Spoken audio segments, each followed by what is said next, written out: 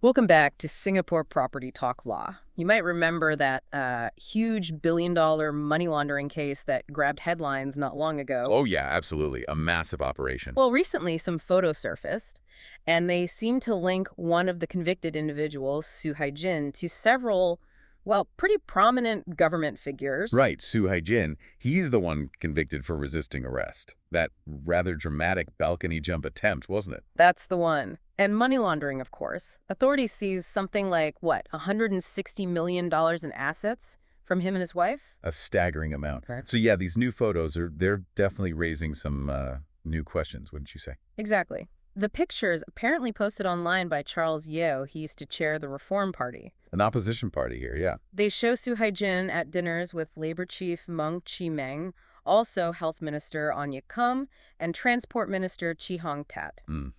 Seeing those names together is bound to get people talking. Understandably. So we want to kind of unpack what's known about these connections based on the responses and reports that have come out. Let's maybe start with Ng Chi-meng. How did he respond? Okay, so Mr. Ng put out a statement. He acknowledged the photo, confirmed he was there. Right. He explained the dinner took place some time back, and framed it as part of his usual engagement work, meeting business leaders, private sector folks, in his role as labor chief. Okay. Standard stuff for that role. Pretty much. Right. But he made a point of saying he had no more interactions with Sue once the police investigations became public knowledge. And quite significantly, he also requested PM Lawrence Wong not to give him any government position next term. Said he wants to focus on his MP work and the NTUC role. Yeah, that was quite a statement. Definitely signals an awareness of, let's say, the optics of the situation. For sure. Now, what about the other ministers, Anya Kung and Chi Hong-tat? What did they say? Well, they issued a joint statement via their press secretaries. Yeah. Quite direct. They essentially said, look, we don't know Haijin personally. We've had no contact with him. No contact. Yeah. Despite being at the same dinner. Their explanation was they attended these dinners because a friend invited them. And Haijin just, well, happened to be there too. Coincidence, basically. That seems to be the line, yes. Minister Ong actually recalled Sue being at another dinner months later, again under similar circumstances, invited by the same friend. This friend seems pretty central then. Do we know who that is? We do. It's Sam Goy, the local tycoon. Yeah. Often called Popia King. Ah, yes. Sam Goy. Okay. He confirmed to Bloomberg News that, yes, he organized those meals and paid for them, too. So he paid for the dinner with Sue and Ng Chi-meng, which was around 2020. That's what he said, around 2020. And also other dinners involving Sue, Ong Ye Kung, and, interestingly, former cabinet minister Lim Swee-say was also mentioned. Lim Swee-say, too. Okay, so the picture emerging is less government business, more social gathering. Exactly, organized by Sam Goy. He also mentioned these happened before the really strict COVID-19 rules kicked in. Right, the group size restrictions and all that. And he added he hasn't kept in touch with Haijin since. He sort of presented them as, just dinners among acquaintances. Okay. And Lim Swee-say, the former minister, also seen in a photo. What was his take? His story lines up pretty well with the others. He said he was invited to what he thought was a dinner among friends.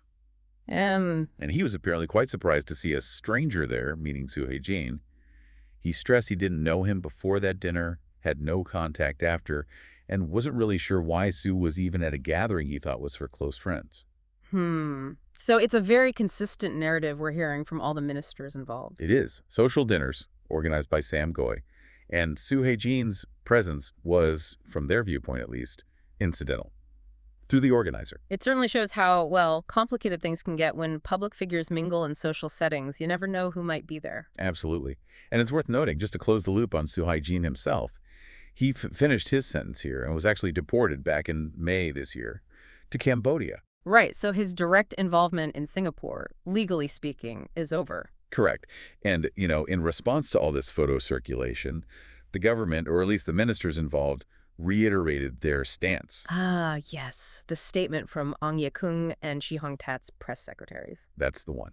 Basically emphasizing the PI government holds itself to high standards of integrity.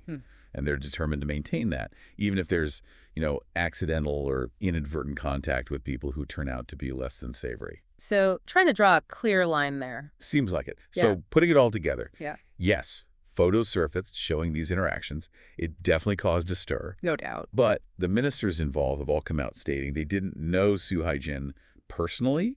These weren't official meetings, just social dinners set up by Sam Goy where Su happened to be present. And they've made efforts, to publicly address the situation and give their side of the story. Which they had to, really, given the public interest. Absolutely. So it kind of leaves us, and you listening, with something to think about, doesn't it? In a place like Singapore, where business and political circles can be quite interconnected, Very much so. what kind of maybe due diligence or scrutiny should public figures apply even to their social interactions? And what does this whole episode tell us about how easily unexpected connections can happen? And I suppose the importance of maintaining clear boundaries. Yeah, it's a tricky balance. Definitely fun for thought. Indeed. Well, that's our deep dive for this edition of Singapore Property Talk Law. Thanks for tuning in.